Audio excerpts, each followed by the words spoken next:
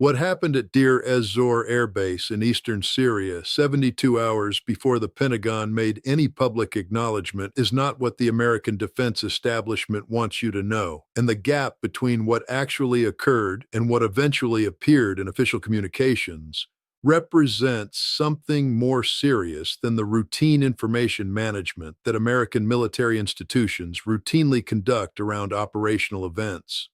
I have been in enough classified environments to recognize the difference between operational security that protects legitimate tactical advantages and institutional information management that protects officials from accountability for decisions and outcomes that the American public has an absolute right to know about. What happened at that base in the 72 hours during which the information was deliberately withheld from the American public and from congressional oversight committees that have a constitutional responsibility to receive it falls into the second category without ambiguity.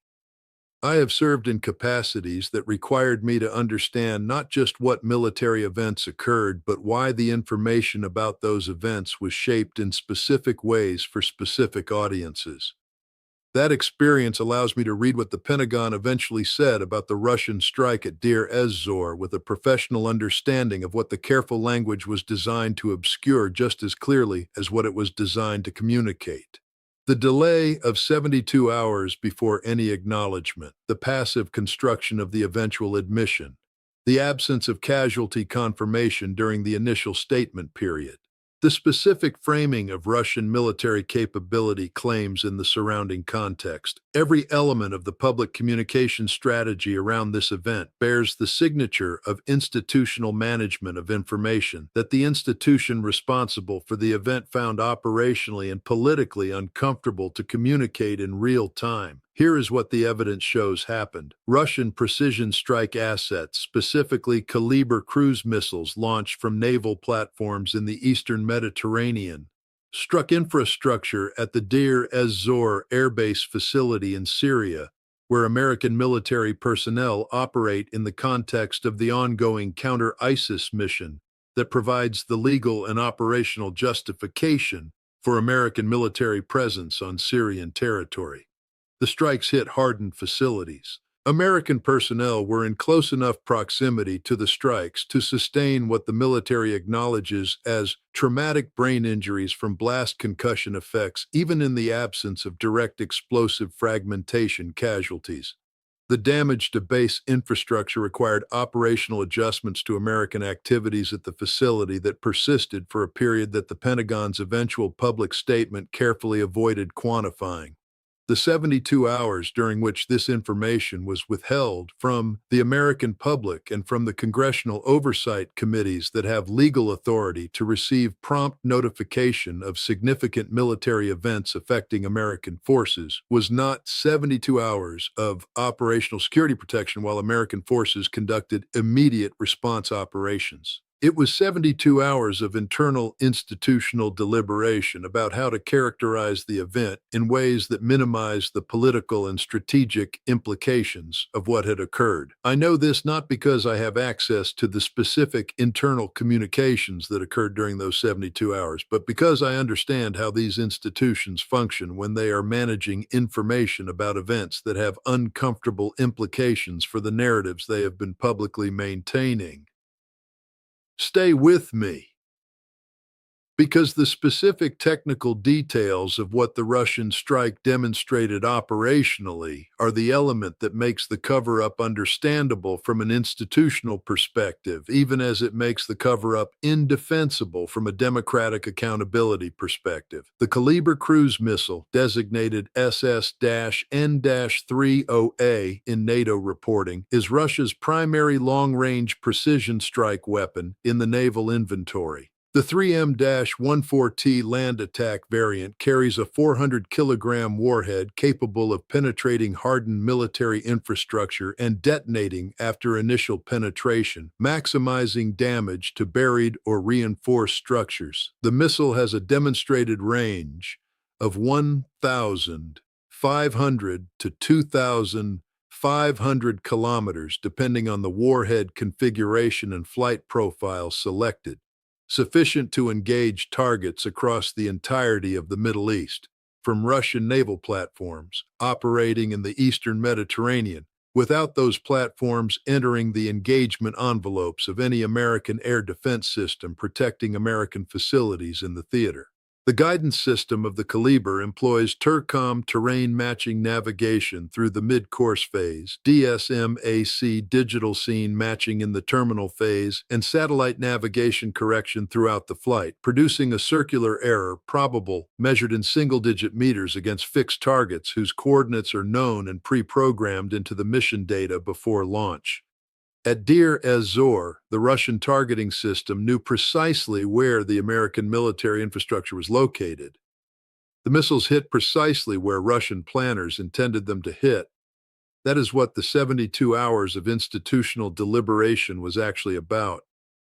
The American military has maintained a carefully managed public narrative about the Russian military performance in the Syria campaign that emphasizes Russian operational limitations and technical shortfalls while minimizing or ignoring the operational successes that Russian forces have demonstrated in that theater. That narrative serves important deterrence and alliance management functions. It reassures allied governments that depend on American security guarantees that Russian military capability does not represent the existential threat to American military dominance that honest operational assessment would require acknowledging. It supports domestic political narratives about the continued decisive superiority of American military technology and doctrine. It maintains the credibility of American military posturing in contexts from Eastern Europe to the Western Pacific, where that credibility serves immediate policy objectives. A Russian precision strike on an American base that hits its intended targets with Caliber cruise missiles launched from naval platforms operating in the Eastern Mediterranean, producing American casualties and infrastructure damage without any American air defense system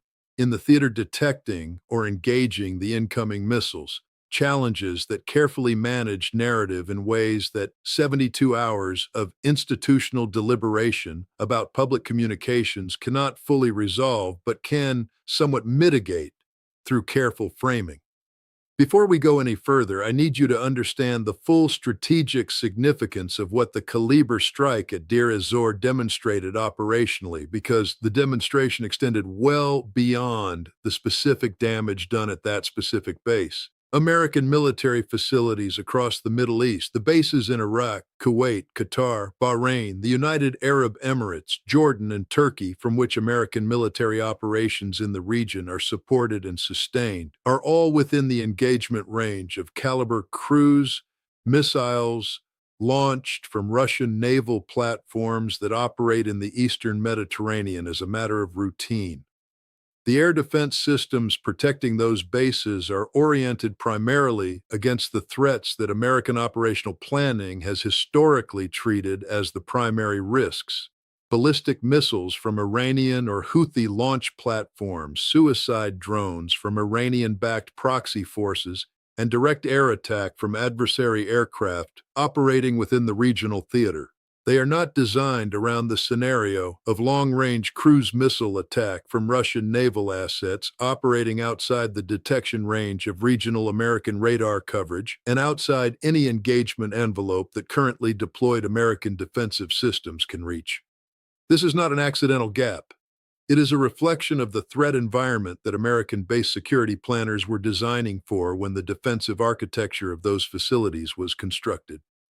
The Russian military's development and deployment of the Caliber cruise missile at operational range and demonstrated precision created a threat to American facilities across the Middle East that the defensive architecture in place was not designed to address. Acknowledging that publicly in real time when the Deir ez-Zor strike occurred would have required simultaneously acknowledging the defensive coverage gap that created the vulnerability, a disclosure with immediate implications for the security planning of every American facility in the region, and with longer-term implications for the American military's ability to maintain a credible protection narrative for the allied governments and partner nations whose cooperation depends on confidence that American military presence provides security rather than creating targets. The consequence cascade from what the Deir ez-Zor strike demonstrated extends outward from the immediate operational context in directions that the 72-hour delay in public acknowledgement was specifically designed to prevent the American public and the American media from drawing while the event was still news rather than historical background.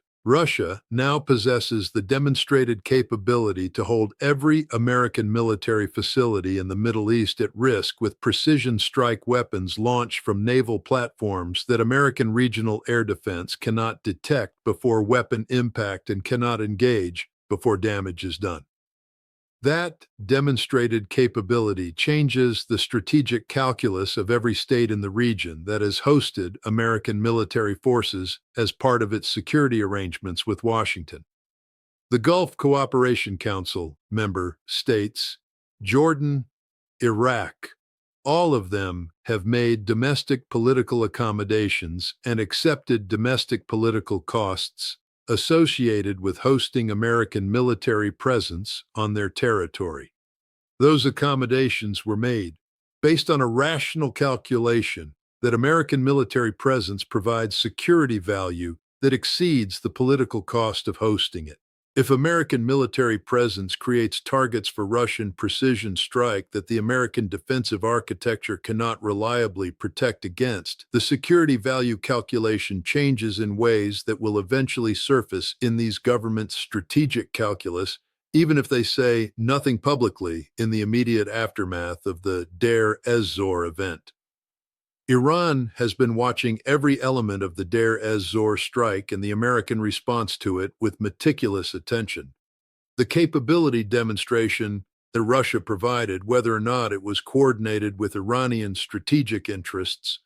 provides Iran with evidence about American air defense coverage gaps in the Middle Eastern theater that is directly applicable to Iranian operational planning for its own ballistic and cruise missile forces. The circular error probable of the Caliber system at Deir ez-Zor, the absence of American detection or intercept capability against the incoming strikes, the 72-hour delay in American acknowledgement, all of it is intelligence that Iran's military planners are incorporating into their assessments of what a direct conflict with the United States and the Persian Gulf region would look like from the Iranian side. The Russians learned from this exercise as well. The strike at Deir ez-Zor provided Russian military planners with operational confirmation of Caliber system performance against real hardened military targets, real-world validation of the targeting data accuracy against American-operated facilities, and intelligence about the gap between American defensive coverage and Russian strike reach that will inform Russian operational planning and future contingencies that extend well beyond the Syrian theater where the demonstration occurred.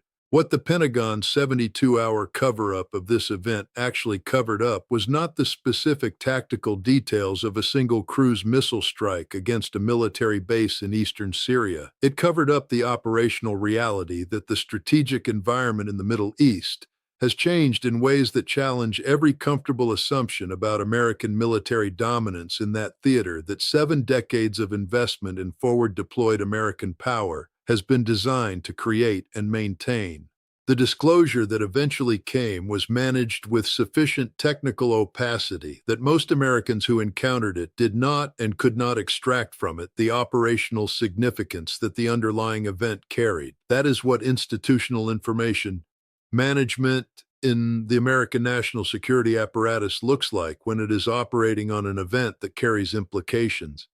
The institution finds genuinely difficult to communicate honestly, not false statements, not crude falsification, careful calibration of timing, framing, technical specificity, and contextual placement that allows the disclosed information to be technically accurate while being operationally misleading to any audience without the background to understand what the carefully chosen language was designed to obscure. The American public deserves better from the institutions it funds, that it trusts with the security of its service members overseas, and that it depends upon for honest assessment of the strategic environment those service members operate in. The service members themselves deserve better. The congressional representatives who have constitutional oversight responsibility deserve better. The cover-up at Deir ez-Zor is one example of a pattern that has broader and more serious implications for American democratic governance of its own national security apparatus than any single strike event can fully capture. Understanding the pattern is the beginning of demanding the accountability that honest democratic governance of military institutions requires. That demand is the appropriate response to what the evidence about the Deir ez-Zor event and the 72 hours of deliberate silence that preceded its public acknowledgement reveals about how American military institutions manage information that challenges the narratives they have built their institutional credibility upon maintaining. The next 72 hours in any future crisis will be shaped by the decisions made right now about whether this pattern of institutional information management is acceptable, whether the accountability mechanisms that democratic governance requires are being exercised with the rigor the stakes demand, and whether the American public insists on the full and timely disclosure of operational events affecting American forces that the Constitution and basic democratic principles require. Those decisions are being made continuously in the choices that legislators make about how hard to push for real answers, in the choices that journalists make about how deeply to investigate official non-answers, and in the choices that citizens make about how much of the comfortable managed version of events they are willing to accept. The choice is available. The question is only whether it will be made. The specific operational details of what the Caliber strike at Deir ez-Zor demonstrated require additional analysis that the initial public acknowledgement systematically avoided providing. The Eastern Mediterranean is one of the most censor-dense environments in the world from an American military intelligence perspective. Airborne early warning aircraft operating from NATO bases in Turkey, ground-based radar systems across the Levantine theater, satellite collection assets providing continuous overhead coverage, naval intelligence collection assets deployed with the carrier strike groups, and surface action groups that operate routinely in those waters. All of this collection architecture was operating on the day of the Deir ez-Zor strike. None of it provided sufficient warning to enable any defensive response to the incoming cruise missiles. Understanding why requires understanding the low-altitude sea-skimming approach profile that Caliber employs in the early phases of its flight, which defeats over-the-horizon radar coverage by flying below the geometric horizon of fixed ground-based radar systems. Understanding it also requires understanding that the radar cross-section of the Caliber airframe is sufficiently low that detection at the ranges where defensive engagement would be possible is not reliable with systems oriented against more traditional threat signatures. The combination of low-altitude approach, reduced radar cross-section, and the geographic distance between the Russian naval launch platforms in the Eastern Mediterranean and the American defensive radar coverage in the Eastern Syrian theater created a detection and engagement gap that the Russian operational planners clearly understood and deliberately exploited. This was not a lucky shot from a weapon that happened to evade American defenses by chance. It was a carefully planned demonstration of a capability that Russian military planners had developed specifically to exploit the gaps in American air defense coverage in the Middle Eastern theater. The broader implications for American base security across the region are not difficult to trace from this operational baseline. If Caliber missiles launched from the Eastern Mediterranean can reach Deir ez-Zor in eastern Syria without generating a defensive response, the geographic reach of the same launch platforms covers Al-Assad Air Base in western Iraq, Ain al-Assad, where Iranian ballistic missiles struck American forces in January 2020, the base facilities in northern Iraq at Erbil and Mosul, from which American Special Operations Forces and advisors support the continuing counter-ISIS mission, and the logistics hub facilities in Jordan that support American military activities across the broader Levantine theater.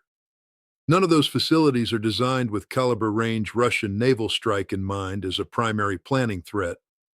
All of them are within the caliber engagement envelope from Eastern Mediterranean launch positions. The 72 hours during which the Pentagon withheld information about the Deir ez-Zor strike gave those facilities' commanders no opportunity to reassess their defensive posture in light of the demonstrated threat. The Russian strategic calculation behind the Deir ez-Zor strike, assuming it was a deliberate demonstration of capability rather than an inadvertent overstrike in the complex, multi-party Syrian conflict environment,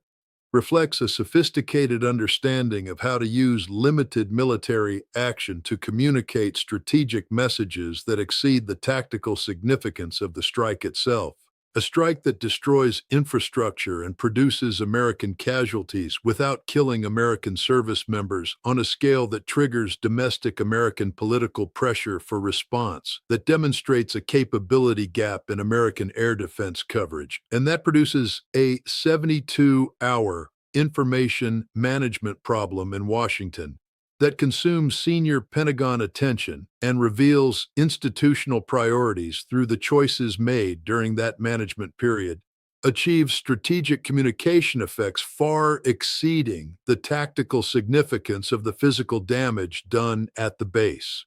Russian military strategists have studied the American information environment and the American political response to military events with sophistication that American strategic analysts have consistently underestimated. The understanding that a strike calibrated to produce injuries without deaths, infrastructure damage without mission-stopping operational disruption, and a capability demonstration without a scale of provocation that demands a military response can communicate strategic messages while avoiding the escalatory consequences that would follow a strike that crossed the casualty and operational threshold that American political systems respond to with reflexive demands for retaliatory action reflects a level of strategic intelligence about American political decision-making that should itself be alarming to those responsible for American strategic communication. The window for responding to what the Deir ez-Zor event revealed about the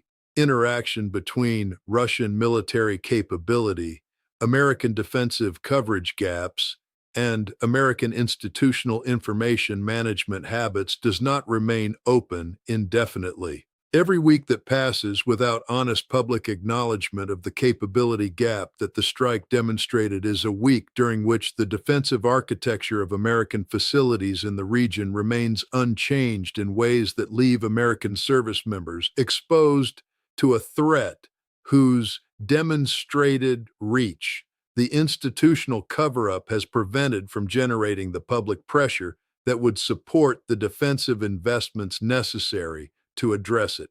The accountability moment for the 72-hour cover-up is also an accountability moment for the broader pattern of institutional information management that it represents. Democratic governance of military institutions requires that the institutions report promptly, accurately, and completely to the legislative branches and the public they serve when military events occur that affect American forces and American strategic interests. The 72-hour delay at Deir ez-Zor was a failure of that requirement. Documenting it, analyzing its causes, and demanding the structural accountability measures that would prevent its recurrence is the appropriate democratic response to a pattern of institutional behavior that serves institutional interests at the expense of democratic governance principles. The American people deserve to know what happened at Deir ez-Zor. They deserve to know it in real time, not 72 hours later after the institutional framing has been constructed to minimize its strategic significance. They deserve to know the full operational implications of what the strike demonstrated about Russian military capability and American defensive coverage gaps. And they deserve representatives in Congress and journalists in the press who pursue that knowledge with the rigor and the persistence that the democratic accountability function requires. That is the standard that this event reveals has not been met. Identifying the gap between that standard and the institutional reality is the first step toward closing it. The strategic legacy of the Deir ez-Zor strike and its 72-hour management will ultimately be determined not by the specific details of what occurred at that base,